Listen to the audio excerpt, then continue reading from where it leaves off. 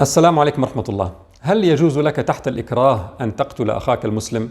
يعني إذا لا قدر الله واحد حط المسدس في راسك وقال لك سأقتلك إن لم تقتل هذا المسلم، وأنت تعلم أنه يفعلها، هل يجوز لك أن تقتل هذا المسلم؟ هذا سؤال إخواني لا أجيب عنه اليوم من قبيل التثقيف العام أو هكذا بلا مناسبة، وإنما سأذكر لكم مناسبته بعد الإجابة عنه. نشرنا هذا السؤال على تليجرام ويوتيوب فأجاب عنه أكثر من 50 ألف متابع. ماذا كانت الإجابات يا ترى؟ 62% قالوا لا يجوز، 4% قالوا نعم يجوز أن أقتل أخي المسلم تحت الإكراه، 34% قالوا لا أعلم.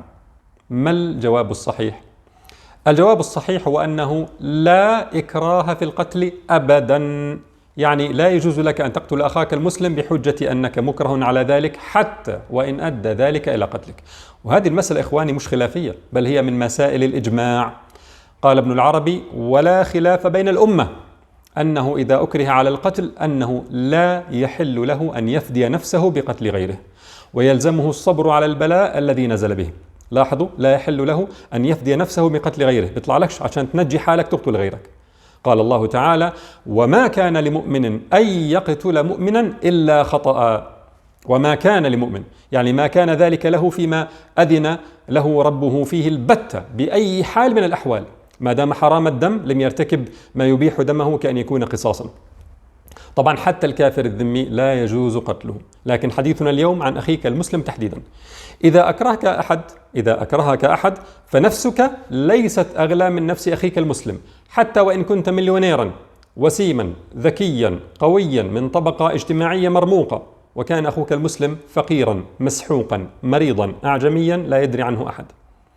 قال معلمنا الأول رسول الله صلى الله عليه وسلم: المسلمون تتكافأ دماؤهم. لماذا اخترت الحديث عن هذا الموضوع في هذا الوقت؟ لسببين. أولا، لأنه يكثر في هذه الأيام التآمر على المسلمين المستضعفين، تآمر قديم وحديث، وهناك شياطين إنس يلبسون عباءة الإسلام وهم مع ذلك يعينون أعتى المجرمين ضد المسلمين.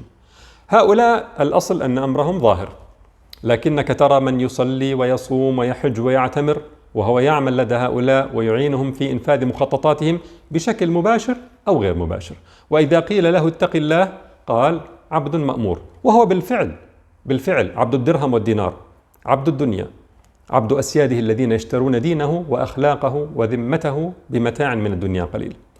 فنقول له: إذا كنت غير معذور بالمساعدة على قتل المسلم حتى وإن وضع مسدس في رأسك، فهل تظن أنك معذور بخوف الطرد من وظيفة أو حبس أو انقطاع راتب؟ لا والله، لا والله، بل ينطبق عليك قول الله تعالى حينئذ: ومن يقتل مؤمنا متعمدا فجزاؤه جهنم خالدا فيها وغضب الله عليه ولعنه وأعد له عذابا عظيما. وخلي الوظيفة والراتب والمكانة بعدها تنفعك.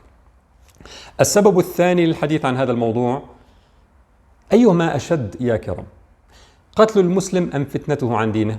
الجواب واضح صريح من الله سبحانه وتعالى ولا يحتمل التأويل.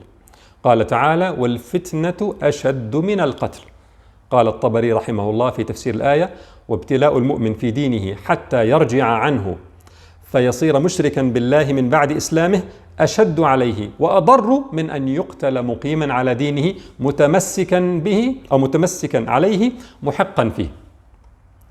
فالذي يعين القنوات التي تبث الشبهات والضلالات فليعلم أن جريمته أكبر من جريمة قتل المسلمين. فالمسلم الذي يقتل ظلما فلعل ذلك يكون سببا في مغفرة ذنوبه ودخوله الجنة، وأما حين تساعد في فتنة الناس عن دينهم فأنت تتسبب في خلودهم في النار. من العينة التي عبأت الاستبيان حوالي 20,000 مسلم يظنون أنه نعم يجوز لك قتل المسلم تحت الإكراه أو لا يعلمون الجواب. وإذا افترضنا أن النسبة نفسها تنطبق على عموم المسلمين فنحن نتحدث عن مئات الملايين يجهلون الجواب الصحيح في هذه المسألة المهمة، وهذا دليل خلل كبير في منظومة التعليم البائس وفي معرفة المسلمين بدينهم، وأن هذا القصور يمكن أن يستخدم بسهولة لإيقاعهم في أكبر الكبائر بعد الشرك، ألا وهي قتل النفس التي حرم الله عز وجل. الدنيا مش مستاهلة يا إخواني، والله ما هي مستاهلة. وما الحياة الدنيا إلا لعب ولهو، وللدار الآخرة خير للذين يتقون أفلا تعقلون. انشروا وعظموا حرمة دماء المسلمين. نسأل الله أن يقبضنا إليه بريئين من كل دم حرام. والسلام عليكم ورحمة الله.